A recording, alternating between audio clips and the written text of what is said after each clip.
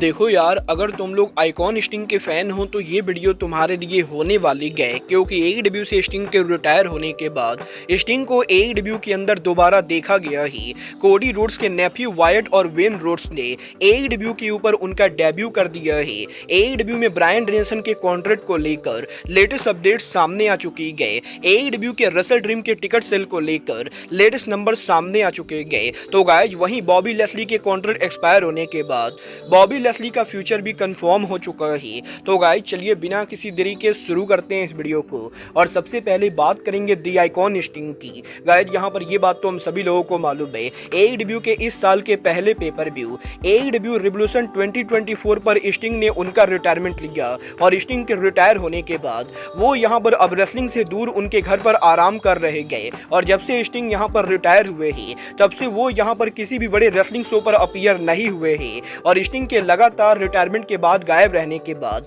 पहली बार स्टिंग को इस हफ्ते एईडब्ल्यू के बैक स्टेज एरिया पर देखा गया है। गाइस यहाँ पर यह बात तो हम सभी लोगों को मालूम है, पिछले 5 हफ्तों से एईडब्ल्यू कंपनी आर्लिंगटन टेक्सास के अंदर ई स्पोर्ट स्टेडियम में उनका कोलिजन कर रही थी। और ई स्पोर्ट स्टेडियम में एईडब्ल्यू के इस कोलिजन शो के ऊपर पिछले 5 हफ्ते से एईडब्ल्यू के रेसलर रेसल कर रहे थे। और यही लास्ट वीक जब एईडब्ल्यू कंपनी यहाँ पर ई स्पोर्ट स्टेडियम में उनका कोलिजन कर रहे थे तो शॉकिंगली स्टिंग यहाँ पर बैक स्टेज एरिया पर अराइव होते गए। और क्योंकि स्टिंग यहाँ पर टेक्सास में काफी करीब रहते गए तो गाइज इसीलिए सेम एरिया में रहने की वजह से स्टिंग यहाँ पर एईडब्ल्यू के रेसलर को सरप्राइज देते हुए बिना बताए एईडब्ल्यू के बैक स्टेज एरिया को विजिट करते गए, जहाँ पर स्टिंग को देखकर काफी सारे लोग शॉक हो जाते गए। और इसके बाद यहाँ पर स्टिंग करीबन 5 से 6 घंटे तक एईडब्ल्यू और आरओएच की टीवी टैपिंग के लिए शो के बैक स्टेज एरिया के ऊपर होते गए, जहाँ पर स्टिंग एईडब्ल्यू के बैक स्टेज के ऊपर बेसिकली डार्बी एलन और होलोग्राम के मैच को देखने के लिए भी आए होते गए। और गाइस यहाँ पर इस चीज को लेकर रिपोर्ट आ रही है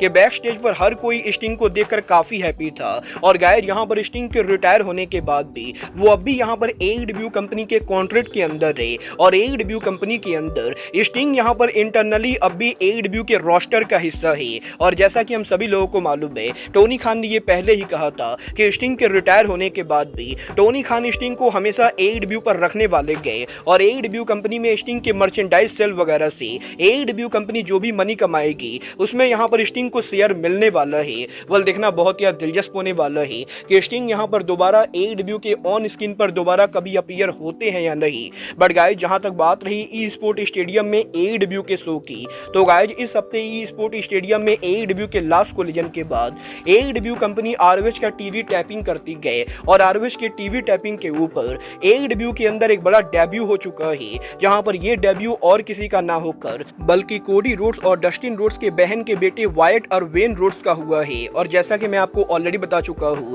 रिसेंटली यहां पर कोडी रोड्स ने इनके इंटरव्यू के अंदर ये खुद बताया था कि कोडी रोड्स के नेफ्यू यहां पर रेसलिंग बिजनेस के अंदर आ रहे गए और पॉसिबली फ्यूचर में वो डब्ल्यूडब्ल्यूई को ज्वाइन करेंगे। बट गाइस यही वायट वेन के डब्ल्यूडब्ल्यूई को ज्वाइन करने से पहले उन्होंने रेसलिंग बिजनेस में पहले जिस कंपनी पर डेब्यू किया है वो कंपनी एईडब्ल्यू गए। और इस हफ्ते यहां पर एईडब्ल्यू के कोलिजन के लाइव जाने के बाद आरओएच रेसलिंग ने जब टीवी टैपिंग किया तो आरओएच के टीवी टैपिंग के ऊपर वायट वेन रोड्स उनका डेब्यू करते गए, जो यहां पर इंडी टैग टीम को फेस करते गए। और वो यहां पर इस मैच को बिल्कुल ही आराम से जीत जाते गए। और अब ये देखना दिलचस्प होने वाला है कि कोडी रोड्स के नेफ्यू जब एईडब्ल्यू के ऊपर इन रिंग डेब्यू कर चुके गए तो टोनी खान की कंपनी क्या इन दोनों यंग रेसलर्स को साइन करती है या नहीं। बट गाइस जहां तक बात रही साइन करने की, तो गाइस ये बात तो हम सभी लोगों को मालूम है, एईडब्ल्यू के अंदर अमेरिकन ड्रैगन ब्रायन डेनियल्सन का एईडब्ल्यू कॉन्ट्रैक्ट ओवर हो चुका है। और गाइस ब्रायन यहां पर एईडब्ल्यू कंपनी के वो पहले रेसलर बने गए जिसके एईडब्ल्यू में कॉन्ट्रैक्ट में नहीं होने के बाद भी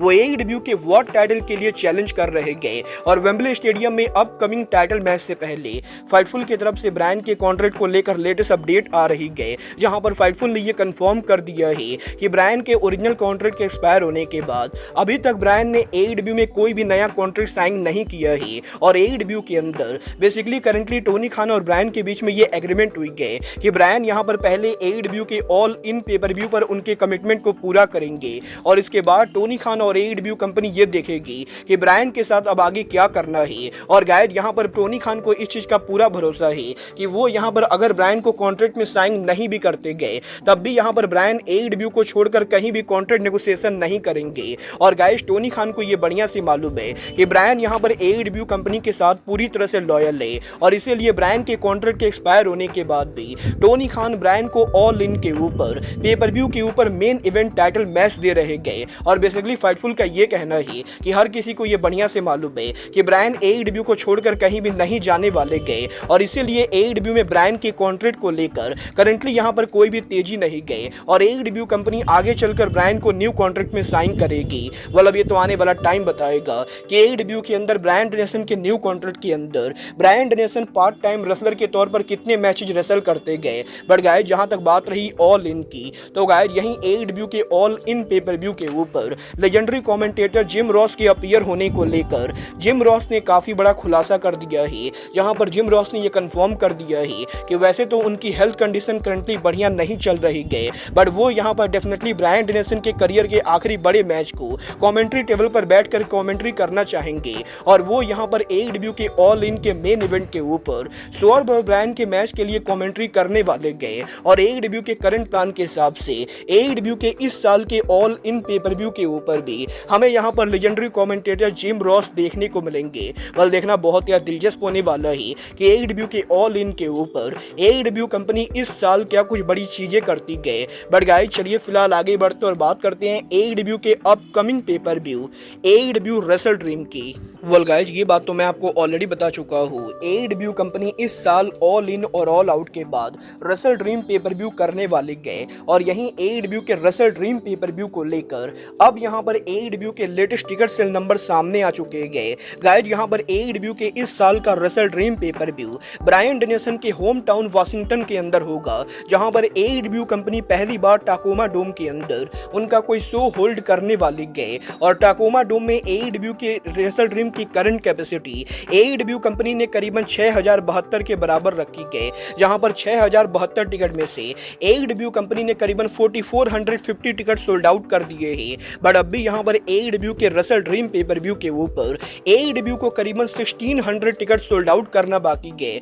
जो कि एईडब्ल्यू कंपनी आराम से करने वाली गए। और गाइस देखना ये दिलचस्प होने वाला ही कि जब यहां पर एईडब्ल्यू के 6000 टिकट सोल्ड आउट हो जाती गए तो क्या रेसल ड्रीम के ऊपर टोनी खान अरीना की कैपेसिटी को और रेज करते हैं या नहीं। क्योंकि गाइस जिस अरीना में इस साल का रेसल ड्रीम होने वाला है वो कोई छोटा मोटा अरीना ना होकर बल्कि टाकोमा डोम है, जिसकी कैपेसिटी करीबन 23000 के बराबर है। और अगर यहां पर एईडब्ल्यू के शो की टिकट की डिमांड ज्यादा होती गए तो इस शो के ऊपर पॉसिबली इस साल की one of the highest attendance होगी। वाल अब ये तो आने वाला टाइम बताएगा कि ब्रायन डेनियल्सन के होम टाउन के ऊपर एईडब्ल्यू के इस शो पर कितनी फाइनल टिकट सेल होती गए। बट गाइस चलिए फिलहाल आगे बढ़ते हैं और बात करते हैं एईडब्ल्यू के नेक्स्ट ईयर की ऑल इन की। वेल गाइस ये बात तो हम सभी लोगों को मालूम है, 2 सालों तक वेम्बली में ऑल इन करने के बाद नेक्स्ट ईयर एईडब्ल्यू का all in 2025 AEW company finally यहां पर यूएसए में करने वाली गए और ग्लोब लाइव फील्ड के अंदर हमें यहां पर एईडब्ल्यू कंपनी 2025 का ऑल इन करते हुए दिखाई देगी।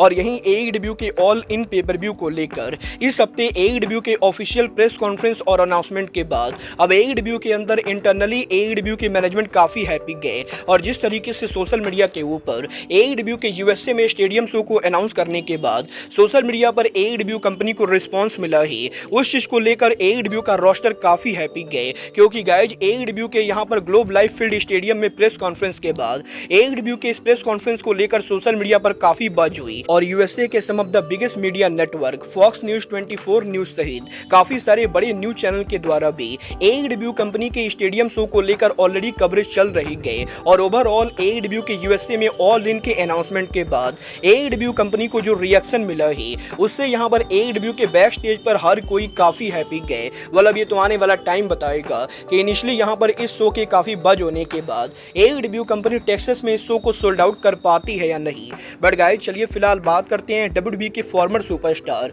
बॉबी लेस्ली की। गाइज यहां पर ये बात तो हम सभी लोगों को मालूम है, बॉबी लेस्ली का डब्ल्यूडब्ल्यूई कॉन्ट्रैक्ट ओवर हो चुका है और वो यहां पर डब्ल्यूडब्ल्यूई के लिए अब काम नहीं करते गए। और ऑलरेडी यहां पर बॉबी लेस्ली के कॉन्ट्रैक्ट के एक्सपायर होने के बाद दुनिया की काफी सारी बड़ी कंपनी बॉबी लेस्ली को साइन करने को लेकर इंटरेस्टेड है। और गाइज यहां पर फाइटफुल ने कंफर्म किया है कि ना कि करंटली यहां पर डब्ल्यूडब्ल्यूई के बाहर बाकी कंपनी बॉबी लेस्ली को अपने ब्रांड पर लाना चाहती गए, बल्कि यहां पर एमएमए की तरफ से भी काफी सारे combat sport company Bobby Lashley को एमएमए में वापस लाना चाहती गए। और गाइज क्योंकि बॉबी लेस्ली रेसलिंग के बाहर एमएमए के ऊपर भी बेलाटोर के अंदर एक सक्सेसफुल फाइटर रह चुके गए, तो तो गाइज इसीलिए WWE को लीव करने के बाद अब यहाँ पर प्रो रेसलिंग और MMA दोनों साइड की तरफ से बॉबी लेस्ली को हैवी ऑफर मिलने वाला है और अब ये बॉबी लेस्ली को डिसाइड करना है कि वो यहाँ पर MMA के ऊपर रिटर्न करेंगे या वो यहाँ पर किसी रेसलिंग कंपनी को ज्वाइन करके रेसलिंग को कंटिन्यू करेंगे। वेल अब ये तो आने वाला टाइम बताएगा कि बॉबी लेस्ली एग्जैक्टली किस कंपनी को ज्वाइन करेंगे।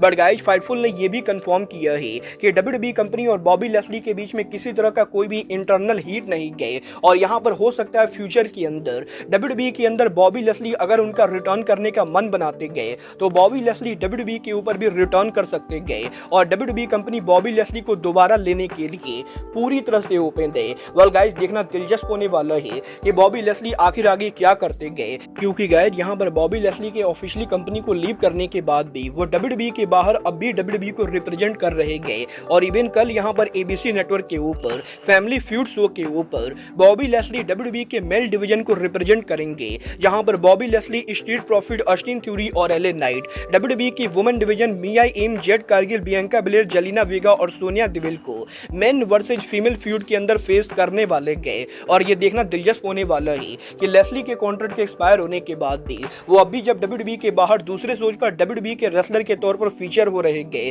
तो क्या यहाँ पर फ्यूचर में WWE कंपनी बॉबी को उनके कंपनी पर वापस लाती है या नहीं। वो आपको क्या लगता है, बॉबी लेस्ली को आगे कौन सी कंपनी ज्वाइन करनी चाहिए? आप लोग मुझे कमेंट करके बताइए। बट गाइज अब आज के इस वीडियो में बस इतना ही। मैं मिलता हूँ आपसे अपने अगले वीडियो में। बट गाइज तब तक के लिए goodbye, good night and bang.